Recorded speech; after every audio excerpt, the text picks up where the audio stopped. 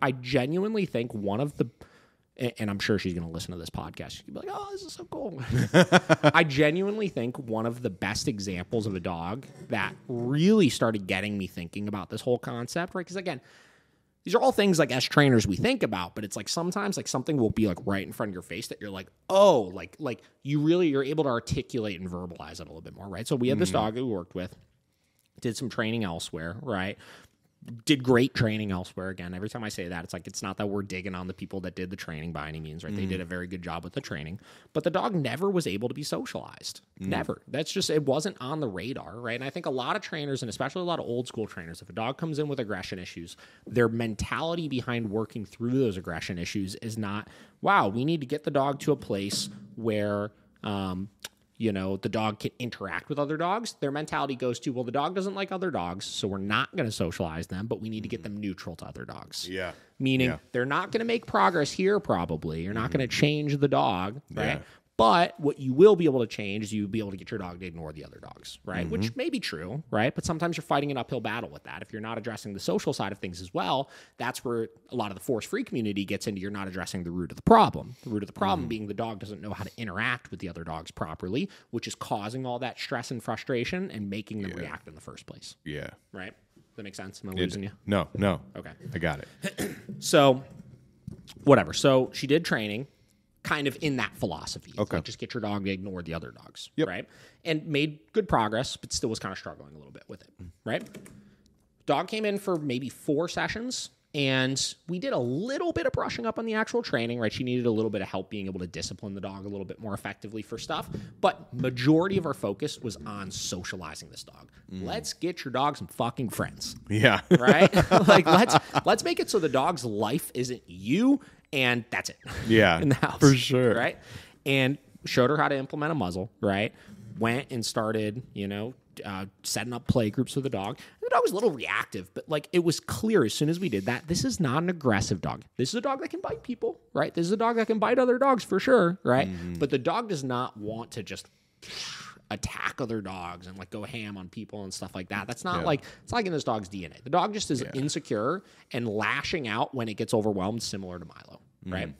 So showed her how to use that muzzle, showed her how to communicate with him a little bit better. And she just took the fucking reins with that and just absolutely went bananas with it, right? Yeah. Like almost, I don't even know if it was on this podcast that I talked about it, but like she almost did it like over the top, like what I typically would recommend as far as like, she starts sending me videos of like her dog's at the dog beach. She's like at the dog park. She's at like these like pack walk play dates. She's setting up stuff like that, like socializing him everywhere. And I was like, whoa, like pump the brakes a little bit, but that's fucking sweet. Yeah. Right? I was so pumped on it because like he was having such a good time. You know what I mean?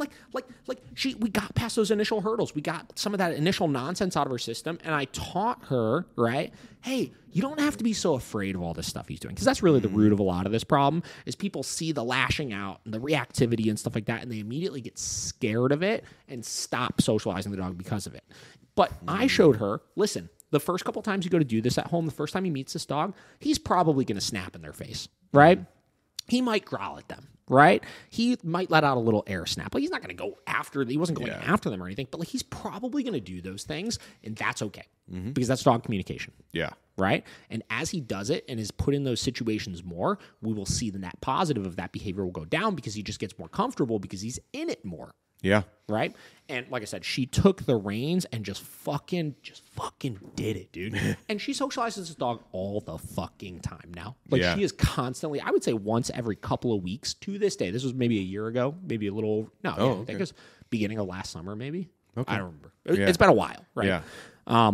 She still to this day, every couple of weeks, will send me like some sort of picture or video of like, hey, here's this new thing that I wasn't able to do before with him. Right? And still in 90% of situations, she uses the muzzle with him. But she didn't let that mentally hold her back. And that's what I think was so inspiring about her story to me, right? Like, again, I'm learning stuff from my clients all the time still, right? How they receive information, all that kind of stuff, how they take that information and implement it. That was one of the biggest things that I think I've learned in a while was watching her progress with that dog and really seeing how she did not let that become a crutch in her mind. And she took that information and those safety protocols that she needed to put in place, and she just took them and just fucking ran with them and lives such an unbelievable life with her dog now. And her dog lives such an incredible life because he could do so much stuff now because of it. Right? Yeah. And I'll tell you, that dog doesn't give a fuck that he's wearing a muzzle. Yeah. He doesn't give a fuck at this point. Yeah, and like, there you go. Let's compare it life before to life after. Like, that dog's life has changed. 100% net positive. Yeah. Yeah, exactly. Crazy. And like you said, like, if you get too hung, like, if she, had gotten too hung up on that muzzle, like, oh, well, maybe I should take it off, or I should take it off. Yeah. Or I just don't want to use it, like, because the first couple times you use a muzzle with your dog's gonna look a little scared with it. Oh, he looks so scared with it on. He looks so nervous with it on. Yeah. It's like, again, the net positive of continuing to do it and him starting to realize through that classical conditioning of being muzzle goes on, I go do something fun. Muzzle goes on, I do something fun. That attitude changes so fast. Yeah. You know? Exactly.